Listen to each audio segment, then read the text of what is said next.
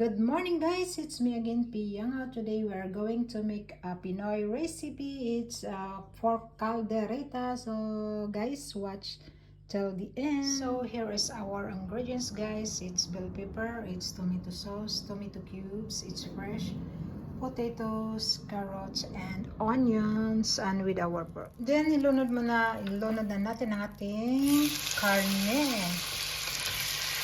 So, depende na sa'yo guys. Sa akin kasi, unahin ko muna yung karne bago ko lagay yung mga vegetables.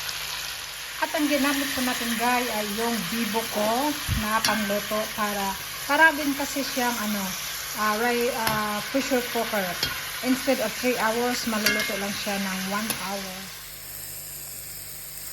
So guys, tender na ang ating pork, ang ating meat. So, lagay na natin yung ating tomato sauce.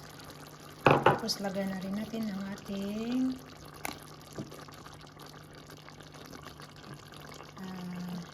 potato at isabay na rin natin ang ating carrots. So we let them cook before we put the others. Okay, so okay na siya guys, tender na ang ating potato and our potato. So ilagay na natin ang ating fresh tomato and our bell pepper.